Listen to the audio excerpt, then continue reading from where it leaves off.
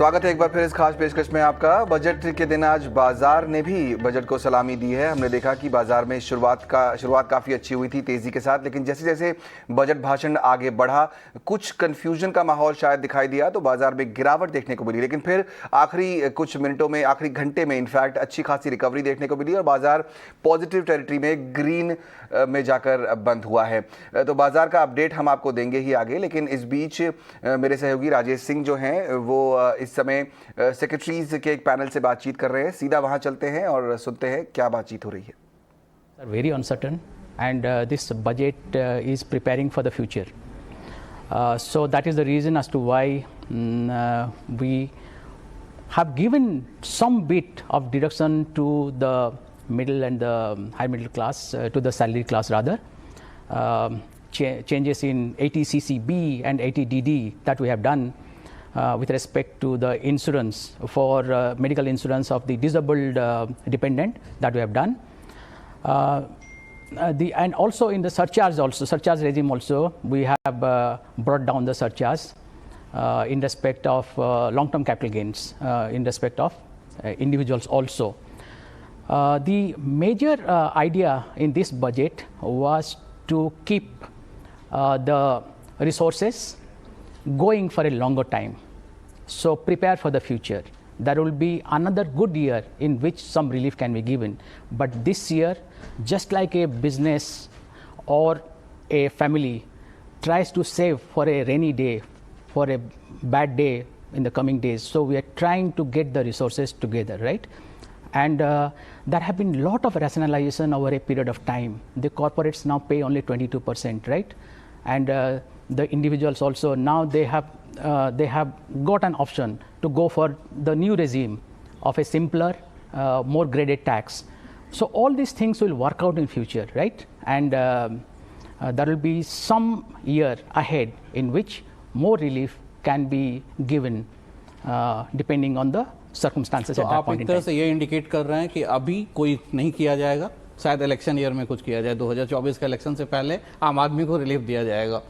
दूसरी बात आपने कहा न्यू टैक्स रेजिम, पर न्यू टैक्स रेजिम में भी लोग शिफ्ट नहीं कर रहे हैं, क्या रीजन है उसका? क्या वहाँ पे उनको टैक्स बेनिफिट नहीं दिया जा रहा है, ये एक रीजन है? नहीं, ये जो अभी जो डिस्क्रिप्शन है कि न्यू टैक्स रेजिम में नहीं जा रहे हैं, ये new tax regime last year आया है, इसका रिटर्न अभी भरा हुआ है या भरने वाले हैं। तो वो रिटर्न आने के बाद हमको मालूम होगा कि कितने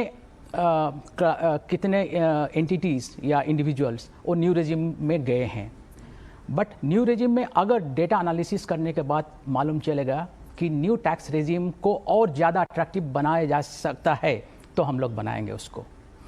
बिल्कुल, मिस्टर जौहरी, हम आपके पास आना चाहेंगे, आपसे भी वही सवाल करेंगे। जब टैक्स कलेक्शंस इतने अच्छे हुए हैं, भारत आत्मनिर्भर की तरफ बढ़ रहा है, आत्मनिर्भर की बात हमारे प्रधान मिनिस्टर भी कर रहे हैं, ऐसे में क्या आपको नहीं लगता है कि डोमेस्टिक जो मैन्युफैक्चरर्स है या SMEs हैं उनको सपोर्ट करने के लिए, ताकि वो कॉम्पिटिटिव ज़्यादा हो सके, आपको कुछ उनको रिलीफ देनी चाहिए थी?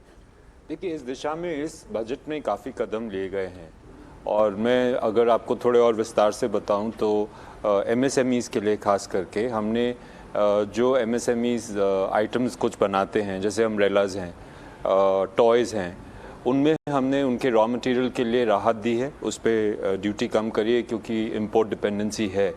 लेकिन जो फिनिश प्रोडक्ट इंडिया में बनता है उसके लिए हमने, और MSME में बनता है उसके लिए हमने टैक्स रेट बढ़ाया है।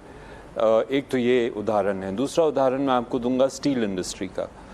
स्टील इंडस्ट्री में हमारा जो इंपोर्ट है फ्लैट रोल प्रोडक्ट्स का या लॉय स्टील का या लॉन्ग्स का, वो सारा का सारा इस्तेमाल होता है MSME सेक्टर में, क्योंकि वो उससे और प्रोडक्ट्स बनाते हैं, सब मोल्डिंग करते हैं, पाथ बनाते हैं।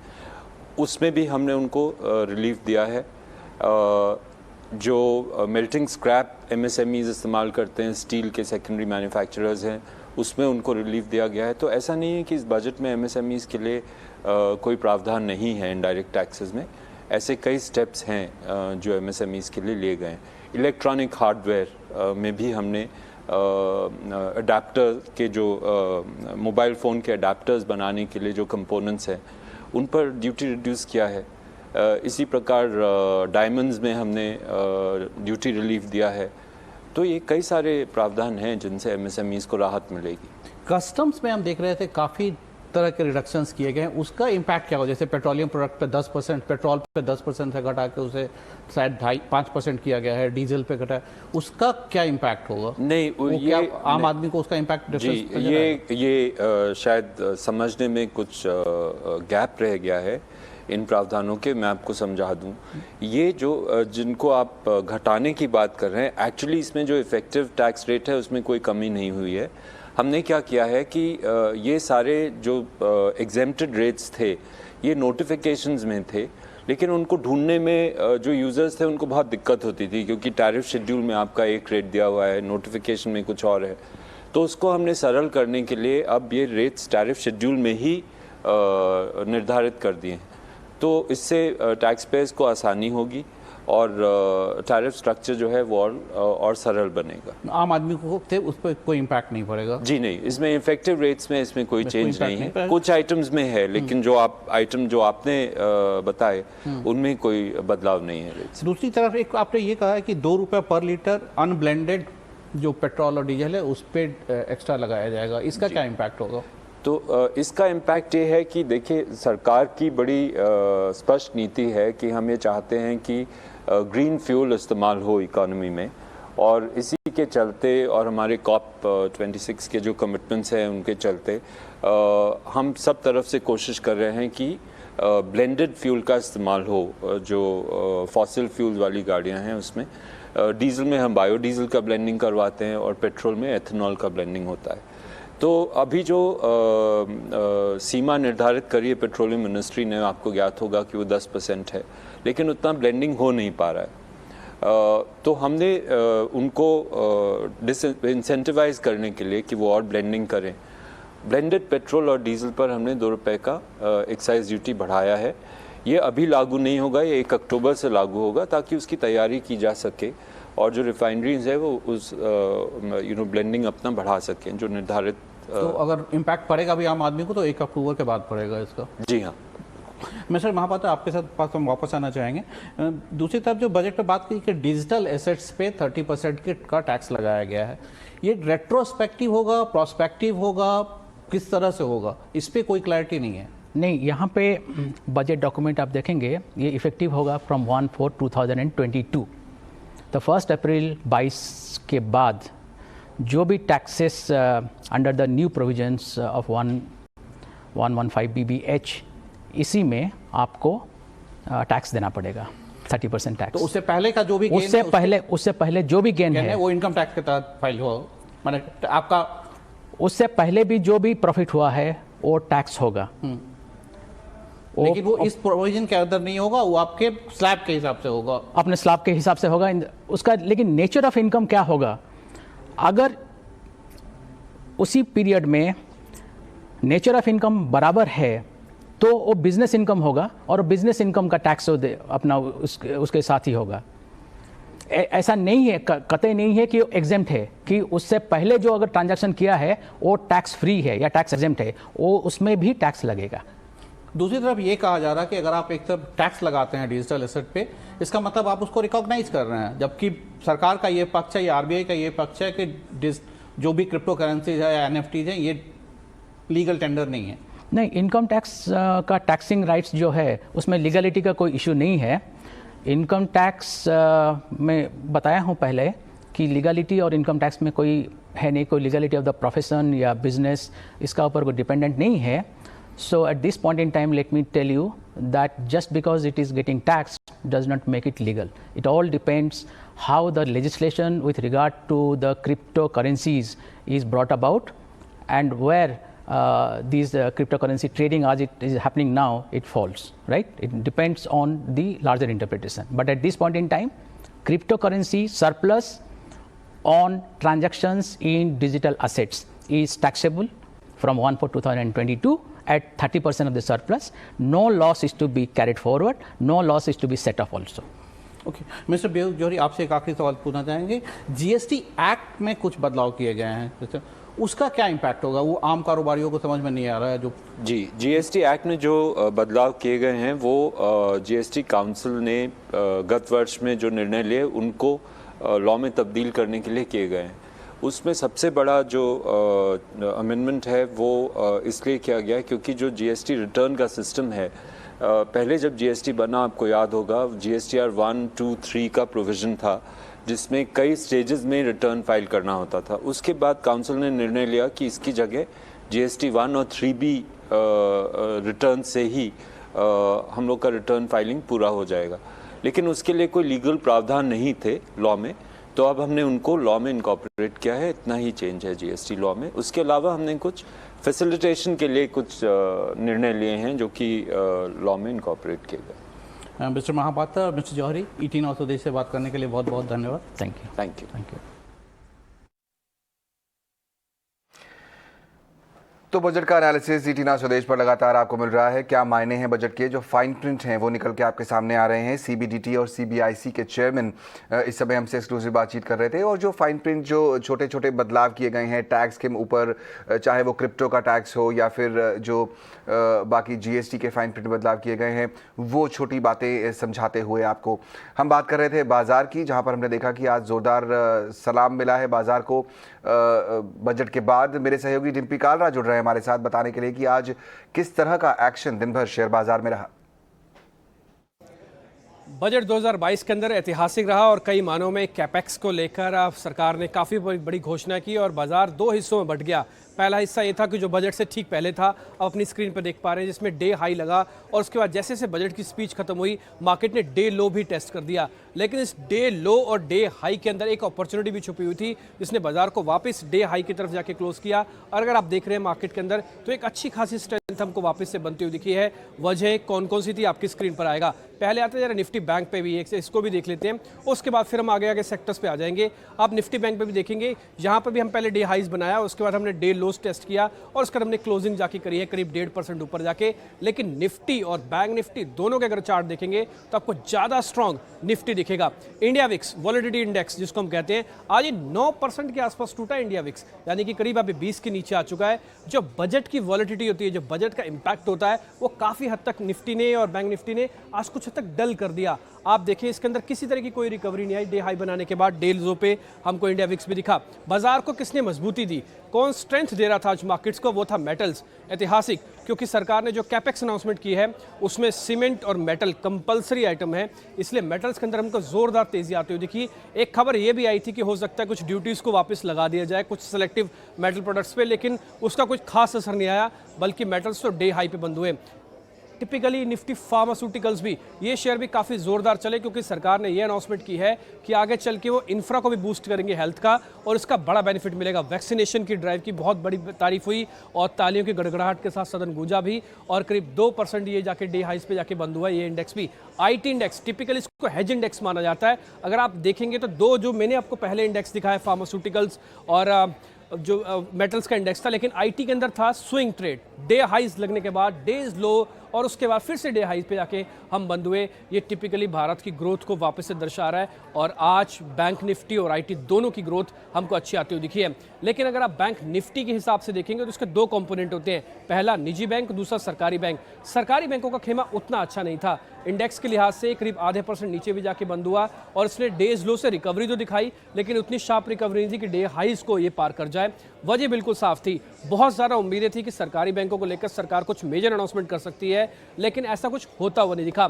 ऐसे कुछ सरकारी कंपनीज के अंदर भी होता हुआ दिखा। ये भी इंडेक्स करीब आधा % जाके नीचे जाके बंद हुआ है और इसकी भी यही प्रॉब्लम थी कि यहाँ पे बहुत उम्मीदें थी कि सरकार डिसइन्वेस्टमेंट को लेकर, विनिवेश को लेकर बहुत बातें बोलेगी, हो सकता है सरकार नाम तक दे दे, हो सकता है सरकार टाइमलाइन तक दे दे, लेकिन ऐसा कुछ होता हुआ नहीं दिखा। इसलिए कुछ सरकारी खेमा आज नीचे आते हुए दिखा। ऑटोस के, क्योंकि ऑटोस के नंबर भी आ रहे थे आज ही बजट के अंदर, तो उसके साथ साथ उसका एक मिक्स जिसम कहते हैं कंबाइन इफेक्ट, वो हमको आते हुए दिखा। और स्पेसिफिक ई व्हीकल्स को लेकर जो बाजार बहुत ज़्यादा सुनना चाहता था उतना बजट के अंदर आया नहीं, इसलिए हमको ये दबाव बनते हुए दिखा। खैर पूरा निफ्टी का आपके स्क्रीन पर आपको चार्ट दिख रहा है। कौन कौन से शेयर आज टॉप गेनर्स बने। फार्मास्यूटिकल इंडेक्स मैंने आपको बताया था, उसका टॉप लीडर बना सन फार्मा। इंडसइंड बैंक बैंकिंग को लीड कर गया बट निजी था। इंफ्रा को लेकर जो अनाउंसमेंट हुई, IRB इंफ्रा, L&T उसके दो मेजर प्लेयर बने। सीमेंट में अल्ट्राटेक 4% चला। HDFC, Concor, Tata power, Asian paints, ये कुछ कंज्यूमर वाले शेयर्स जो थे, एशियन पेंट, HUL, इन दोनों के अंदर भी काफ़ी अच्छी बढ़त हमको आती हुई दिखी है, क्योंकि काफ़ी हद तक ये जो कैपेक्स है एक तरह का इन्वेस्टमेंट है और आगे चल के इसका फायदा लोगों को ही मिलने वाला है। लेकिन जहाँ पे थोड़ा नुकसान दिखा वो था M&M, SBI, BEL। आप देख पा रहे हो इसमें SBI, BEL दोनों सरकारी कंपनियां हैं। और चंबल फर्टिलाइजर के अंदर जो फर्टिलाइजर में पहले हाइप थी, इस बार उनका जो बजट आवंटन किया गया वो 1,05,000 करोड़ था। उम्मीद थी कि शायद 1,40,000 आ जाएगा, इसलिए फर्टिलाइजर कंपनी यानी कि चंबल फर्टिलाइजर में 2 से 2.5% नीचे जाके बंद हुआ। ये था मार्केट्स का हाल। और व्हाइट ओक कैपिटल के फाउंडर और MD प्रशांत खेमका ने कहा है कि बजट में कोई बड़ी नेगेटिव चीज नहीं है, इसलिए मोटे तौर पर यह एक अच्छा बजट कहा जा सकता है। तो थोड़ा सोचना पड़ेगा एंड कोई छोटा मोटा नेगेटिव निकल आ सकता है। तो दिस इज मोर एक कंटिन्यूएशन बजट है। तो लास्ट ईयर का बजट बहुत उत्तम बजट था, जैसे कि आपको याद होगा मार्केट में सभी को बहुत स्पेसिफिक चीजें थी जो बहुत बड़ी इम्पॉर्टेंट रिफॉर्म्स एंड अनाउंसमेंट्स थे। तो उस उत्तम बजट को एक तरह से इस बजट ने जारी रखा है और कुछ चेंज बदलाव ज्यादा नहीं किया है। एक रियलिस्टिक बजट है, प्रो ग्रोथ बजट होते हुए भी रियलिस्टिक बजट है। इसमें और एक ये अच्छी बात है कि कोई भी बड़ी नेगेटिव पॉइंट नहीं, जैसे मैं कह रहा था, कोई बड़ा नेगेटिव लार्ज सब्सिडी या बड़ी कोई स्कीम ऐसी जो कि फिस्कल डेफिसिट हाई है बट कैपिटल एक्सपेंडिचर के चलते हाई है, which is positive. It's like अगर आप एक फैमिली हो, एक तो आप पैसे वेकेशन में जाकर खर्चा कर देते हो, दूसरा आप अगर वही और डेफिसिट में चले जाते हो, दूसरा अगर आप वही पैसे बच्चों की पढ़ाई में लगाओ तो that is an investment and वो नेगेटिव नहीं है अगर आप डेफिसिट में जाओ तो भी। तो ये जो बजट में स्पेंडिंग है वो कैपिटल स्पेंडिंग है, उसके चलते फिस्कल डेफिसिट हाई होना कोई मेरे अनुसार कोई नेगेटिव नहीं है। अब सिर्फ पॉपुलिस्ट मेजर्स का भी डर था, बड़ी सब्सिडी पॉपुलिस्ट, ऐसा कोई पॉपुलिस्ट नेगेटिव मेजर इसमें नहीं है। तो ये सब मैं कहूंगा कि इसमें पॉजिटिव रहा है। ऑब्वियसली जैसे धर्मेश भाई भी कह रहे थे, कुछ ना कुछ उम्मीद ज्यादा रहती है हर बार। तो मेरे हिसाब से रिफॉर्म्स के फ्रंट पे मेरी उम्मीद ज्यादा थी एंड फॉरेन इन्वेस्टर्स की मैं कहूँगा उम्मीद ज्यादा थी। डाइवेस्टमेंट टारगेट और बड़ा हो सकता था, मे बी उन्होंने रियलिस्टिक टारगेट रखा हो 65,000 करोड़ का अगले साल, बट होपफुली ये टारगेट अचीव कर ले। तो रियलिटी में वो टारगेट अगर अचीव होता है तो रियलिटी स्टिल ज्यादा डिक्लाइन नहीं होगा। और अशोक लेलैंड के पूर्व MD और CEO विपिन सोंधी ने कहा है कि इस बजट से कमर्शियल व्हीकल पर पॉजिटिव असर पड़ेगा। कमर्शियल व्हीकल्स पे तो जरूर असर पड़ेगा और पॉजिटिव असर पड़ेगा, और ज्यादातर अगर PMGSY को एलोकेशन दी जाए, रूरल रोड्स के लिए अगर एलोकेशन दी जाए तो फार्म प्रोड्यूस के लिए बहुत एक्टिविटी और वहां पे कमर्शियल व्हीकल बहुत आ जाता है। दूसरा उन्होंने ये भी कहा कि पब्लिक ट्रांसपोर्ट की तरफ, खास करके इलेक्ट्रिक व्हीकल्स की तरफ ध्यान देगी, और बैटरी स्वैपिंग की भी बात की। उससे फर्क ये पड़ेगा कि जो उसके साथ जो सुनील ने भी कहा, जो अर्बन डेवलपमेंट में एक high level committee reimagining of cities होगी, जहां पे ग्रीन आएगा, पब्लिक ट्रांसपोर्ट आएगी, उसके साथ बसेस का भी ज्यादा डिमांड बढ़ेगा। सो आई वी टॉकिंग ऑफ नई technology, public transport, goods transport, and finally जो अंडरपिनिंग ये सब का था कि डिजिटल और टेक्नोलॉजी का उन्होंने बार बार इस्तेमाल किया। So digitalisation of the entire economy पे भी थ्रस्ट आएगा, that will make it easier for governance as well. और हीरा एंटरप्राइजेस के चेयरमैन सुनील कांत गुंजाल ने कहा है कि मोटे तौर पर यह बजट अच्छा है। उनके मुताबिक इंफ्रास्ट्रक्चर और कैपिटल एक्सपेंडिचर को बढ़ावा देने से इकोनॉमी को फायदा होगा। ओवरऑल जो बजट के डायरेक्शनल जो मैसेज है वो बहुत क्लियर है कि focus on infrastructure, focus on growth. और मेरा मानना है कि ये बहुत जरूरी है कि इस समय हम इंफ्रास्ट्रक्चर और ग्रोथ और एक्सपेंडिचर के ऊपर फोकस करें, ताकि गवर्नमेंट पब्लिक सेक्टर अगर करेगा प्लस क्राउड इन करें प्राइवेट सेक्टर को, वो डायरेक्शनली बहुत अच्छा है। दूसरा कि उन्होंने बहुत ज्यादा टैक्सेस के साथ टिंकरिंग नहीं की, ये भी अच्छा है। और तीसरा जो वेरी एनकरेजिंग है कि डिस्पाइट 5 स्टेट इलेक्शंस के उन्होंने कोई पॉलिटिकिंग नहीं की बजट के अंदर।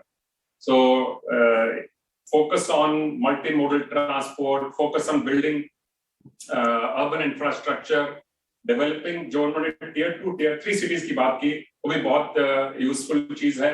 और हॉस्पिटैलिटी सेक्टर को स्पेसिफिकली उन्होंने फोकस करके 50,000 करोड़ एडिशनल गारंटी प्रोवाइड की है। ये सेक्टर अलॉन्ग विद कुछ जो बाकी सेक्टर हैं जहाँ हाई कॉन्टैक्ट है, ये बहुत सफर कर रहे थे। हालांकि ओवरऑल इकोनॉमी ठीक चल पड़ी थी, लेकिन कई सेक्टर ऐसे हैं जो पीछे हैं अभी, उनके ऊपर फोकस करके इन्होंने अच्छा किया।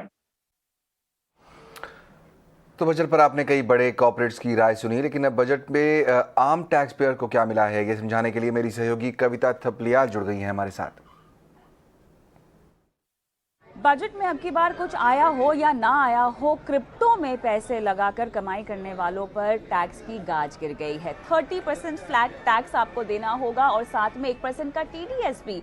अब इस खबर को दो तरह से देखा जा सकता है, लेकिन आपको बता दें कि जिन वर्चुअल डिजिटल करेंसीज की हम बात कर रहे हैं, इसमें न सिर्फ क्रिप्टो आती हैं बल्कि ब्लॉकचेन टेक्नोलॉजी बैक्ड NFTs भी आते हैं। अब यहाँ पर मांजरा ये है कि बहुत सारे लोग समझ रहे हैं कि सरकार ने सीधे तौर पर इसको एसेट मान लिया है। यहाँ पर एक समझाइश देना चाहती हूँ कि औपचारिक तौर पे एसेट मानने का कोई ऐलान तो नहीं है, लेकिन हाँ, क्योंकि ये टैक्स के नेट में अब आ जाता है, तो कहीं ना कहीं आप कह सकते हैं कि कवायद शुरू हो गई है कि कम से कम इसको बैन करने को लेकर जितनी भी शक और शुबा है उसको खारिज आप कर सकते हैं। लेकिन एसेट माने या ना माने, उसको लेके औपचारिक ऐलान का इंतजार करना चाहिए। और हाँ, अगर आप क्रिप्टो करेंसी में पैसे लगाते हैं और मुनाफा कमाते हैं तो 30% फ्लैट आपको टैक्स लगेगा, साथ ही आपको TDS भी देना पड़ेगा 1%, और साथ ही NFT में अगर आप हैं, NFT लॉन्च करते हैं या उसके जरिए आप कमाई करते हैं, तब भी आपको जो है ये टैक्स देना होगा। एक और खबर, अगर आप ऑनलाइन खरीदारी करते हैं, ऑनलाइन खरीदारी से मेरा मतलब है ट्रांजैक्शंस करते हैं क्रिप्टो करेंसीज को लेकर, तो अब बहुत जल्द RBI जो है एक खाका तैयार करेगी डिजिटल करेंसी का, जिसके तहत आप ऑनलाइन क्रिप्टो करेंसी के बजाय इस ई-रुपया, जैसा कि लोग कह रहे हैं इसको कहा जा सकता है, उसके जरिए ट्रांजैक्ट कर सकते हैं। तो वर्चुअल डिजिटल करेंसीज के यूनिवर्स में तो ये दो खबरें हैं जो कि काफ़ी मायने रखती हैं। और आम आदमी, अगर मैं कह सकूं, उससे कनेक्ट करने वाली खबरें ये हैं, क्योंकि क्रिप्टो करेंसी हम देखते हैं कि काफ़ी ज़ोर शोर से इसका बोलबाला है। इसके अलावा एक आम आदमी को बजट से क्या चाहिए होता है? महंगाई में राहत, क्योंकि हमने देखा कि कोरोना की वजह से महंगाई बढ़ी है, महंगाई ने हमारी जेब काटी है, आमदनी 98, खर्चा रुपया। इसके लिहाज से देखा जाए तो कुछ भी नहीं हुआ है। आपके टैक्स स्लैब्स जस के तस हैं, ATC में आपकी टैक्स छूट भी जस की तस है, उसमें निवेश विकल्प भी जस के तस है, स्टैंडर्ड डिडक्शन भी उतना ही है, तो इसकी बहुत मांग थी। अब हुआ क्या है? हुआ बस इतना है कि आप अब 2 साल पहले का भी टैक्स रिटर्न फाइल कर सकते हैं। इसके अलावा कुछ बुनियादी बातें जो कि हमें फाइनेंस बिल में से निकलकर सामने आई हैं, और कुछ का जो ऐलान वित्त मंत्री साहिबा ने भी किया है, वो ये है कि अगर आप NPS में निवेश करते हैं और अगर आप एक राज्य सरकार के कर्मचारी हैं, तो आपको केंद्र सरकार के कर्मचारियों की तरह ही 14% की टैक्स छूट दे दी जाएगी। ये आपके फायदे की खबर है। लेकिन इसके अलावा एक और चीज़ जो शायद आपको नोट कर देनी चाहिए, वो ये है कि कोरोना के दौरान कोरोना के इलाज के लिए किसी ने आपको पैसे दिए हैं, किसी भी तरह से आर्थिक सहायता की है, तो उस मदद पर आपको टैक्स नहीं लगेगा, जो कि पहले लगता था। और इसके अलावा अगर कोरोना की वजह से मृत्यु हो जाए और मृत्यु होने पर किसी ने आपकी आर्थिक सहायता की है, मान लीजिए आपके एम्प्लॉयर ने ही अगर आर्थिक सहायता की है, तब भी आपको जो है इस पर टैक्स नहीं लगेगा।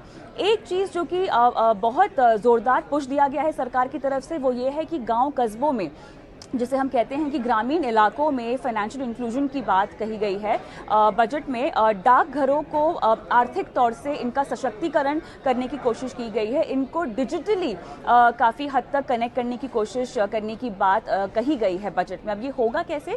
जितने भी डाकघर हैं उनको डिजिटाइजेशन के तहत ऑनलाइन लाने की कोशिश की जाएगी, उन्हें कनेक्ट कर दिया जाएगा बैंक्स के जरिए। इतना ही नहीं, ATMs भी लगाए जाएंगे डाकघरों में, जो कि काफ़ी हद तक एक जो ग्रामीण और गांव कस्बों में रहने वाले लोगों के लिए सहूलियत एक तरह से उनको मिल जाएगी। कहीं ना कहीं हम देख रहे हैं कि फाइनेंशियल इंक्लूजन और डिजिटाइजेशन का जो दायरा है सरकार की तरफ से बढ़ाने की साफ तौर से मंशा सामने आती हुई दिखाई दे रही है। अब ये तो मुख्य ऐलान हुए हैं जिसके तहत हम देख सकते हैं कि एक आम आदमी की काम की खबरें निकल कर आई हैं, लेकिन इसके अलावा जिन भी राहतों के लिहाज से हमें एक्सपेक्टेशन थी वो नहीं आई है। तो बजट में आम आदमी को क्या मिला, ये साफ साफ बताते हुए यहाँ पर कविता पूरी डिटेल। चलिए, हमारे इस खास शो में फिलहाल इतना ही, लेकिन ब्रेक के बाद एक खास शो और आ रहा है आपके लिए, बजट और बाजार। समझेंगे FII से, देश के बड़े मार्केट एक्सपर्ट से, और हमारे मैनेजिंग एडिटर निकुंज डालमिया आपको समझाएंगे आसान भाषा में कि क्या मायने हैं इस बजट के बाजार के लिए। तो लेंगे एक छोटा सा ब्रेक, जल्द लौटेंगे।